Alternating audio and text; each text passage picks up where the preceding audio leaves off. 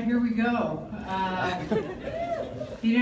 Today, I think the people of Kansas really spoke, and they spoke so loudly.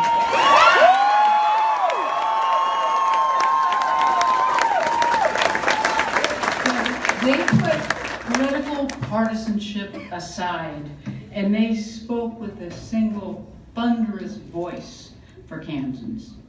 Today, Kansans voted for change. A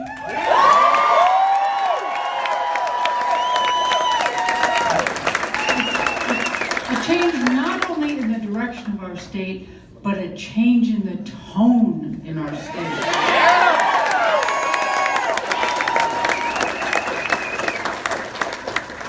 And that change will come to Topeka now. We need it. I need to start by thanking my family. Many of you know my long-suffering husband, Ted.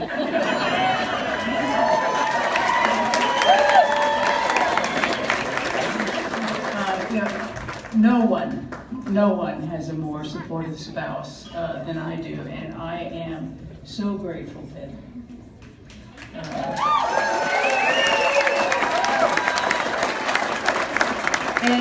And Ted and I were blessed to raise two amazing daughters. Kathleen and Molly. And I am so proud to be their mom.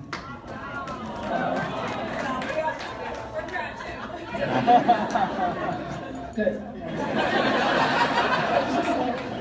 And many of my other family members came to town from all across the country to be here today. My sister Kay Kelly, my brother Paul Kelly, and my cousin Susan Schmidt, and my soon-to-be son-in-law Matthias Weiler.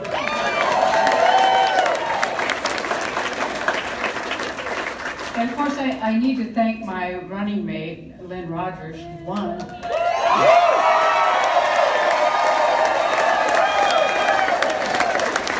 Lynn and I sit next to each other on the Senate floor, and so around April, I leaned over and I said, "Hey, what are you doing this summer?" And next summer, and the next summer. And now we know.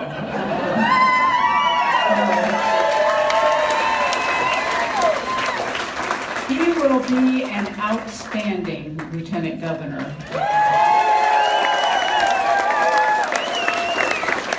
And he brings to the team his fabulous wife, Chris.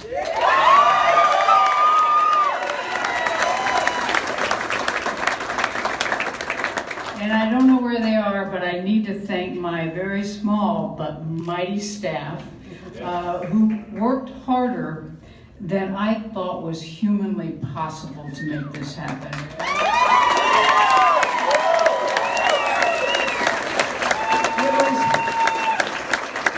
It was an incredible group of mostly young women, one young man, who inspired me every day and never let me stop working.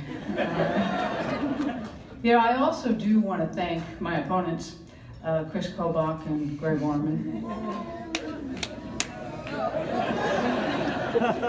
We're going to be civil now.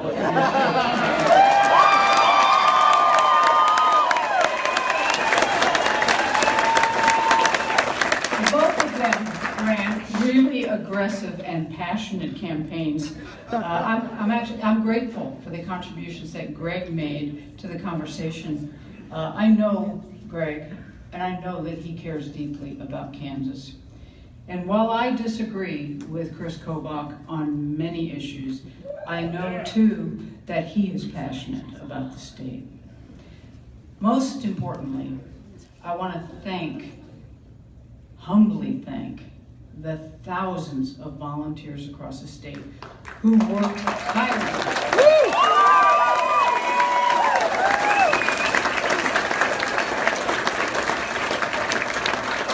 You know, their energy gave me energy and kept me going.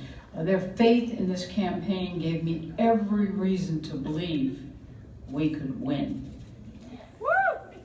You all never gave up, and neither did I. You know, across America, we are seeing more and more people, especially, unfortunately, young people, getting involved in the political process. It is a wonderful thing for our democracy and a wonderful omen for the future of our state.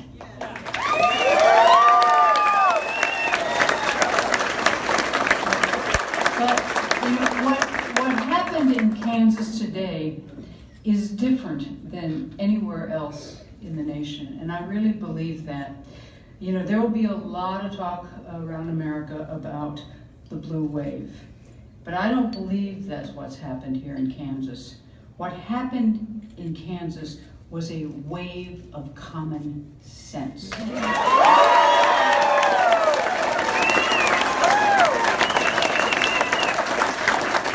A wave of bipartisanship. This wasn't one side beating the other. It was Democrats and Republicans and independents all coming together to put our state back on track.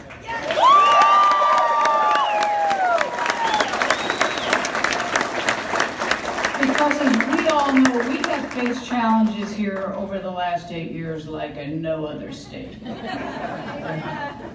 We've seen our schools devastated and the opportunities for our children put at risk. Partisanship was put above all else, and it tore our state apart. That ended today.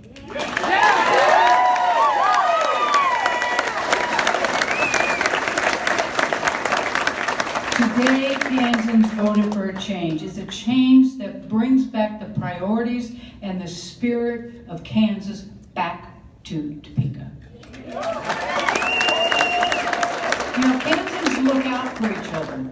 We cooperate, whether on the farm or the school or church, the workplace. We're all part of the same community. And today, voters across Kansas came together. We chose to put people before politics. That means cooperation, compromise, and bipartisanship. This campaign was guided by a spirit that put our families first. And tonight, I'm here to tell you that that is what will guide me as your governor as well.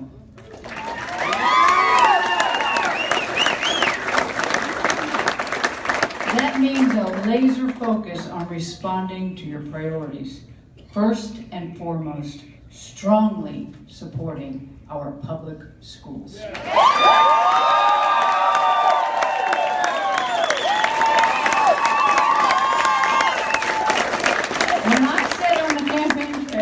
That I'm running to be the education governor, I meant it. I will be. Public schools are the backbone of our communities. Our school teachers take on the most honorable of missions, educating our children. So let me be clear, we will no longer get by doing the minimum. We will truly invest in our children's futures. We are going to properly fund our schools this year and next year and every year after that. And every year, every month, every day that I'm your governor.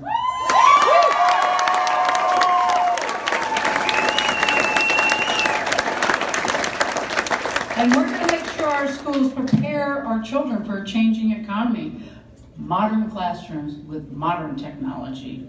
We owe that to our children, to their parents, and to the future of our state. You know, because at the end of the day, we want our children to graduate from high school or college and find jobs right here in Kansas, so they can stay here and raise their families close to home. Our economy is changing, and not only do we have to adjust to it, we have to seize it, because Kansans can be a leader if we work together. And so we're going to get serious about job training opportunities for our workers, programs that offer affordable and flexible to the schedules of working adults, so working men and women can pick up the skills they need to rise in the workforce, get that job that's been just out of reach, and earn a little more money for their families, and feel like they are moving forward. And you know another way we can help? It's long past time to expand Medicaid.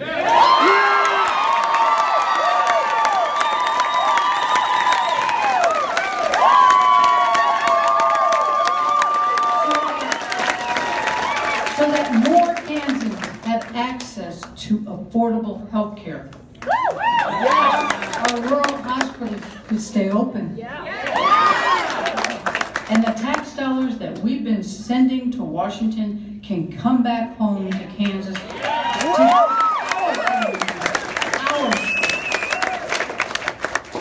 You know, it's something that Republican and Democrat governors across the country have embraced.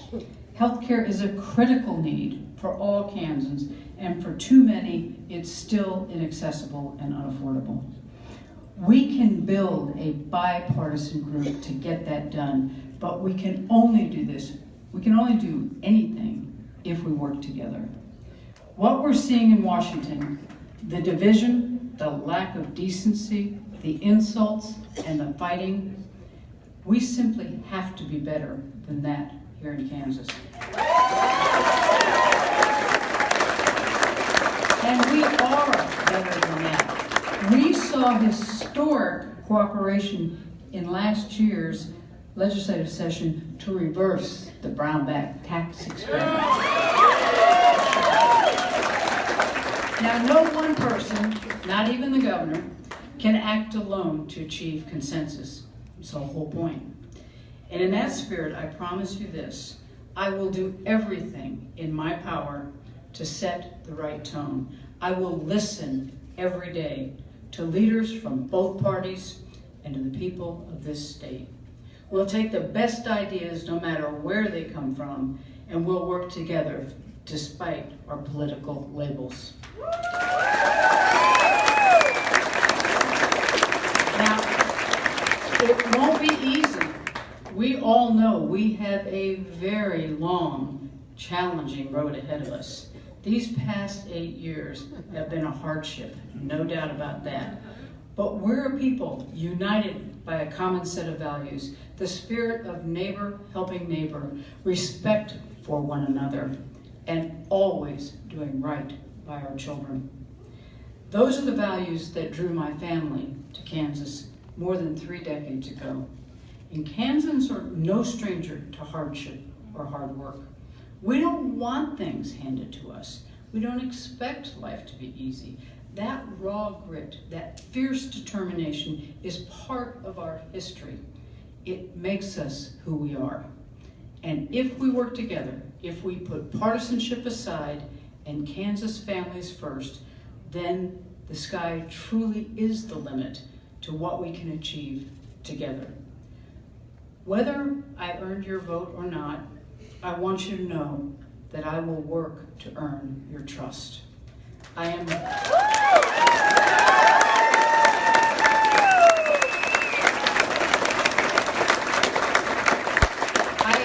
so deeply humbled by the trust that Kansans have put in me. I'm honored to lead this magnificent state. And I'm thankful. I am so thankful to each and every one of you. Now tonight, celebrate. Tomorrow, let's get to work. Yeah.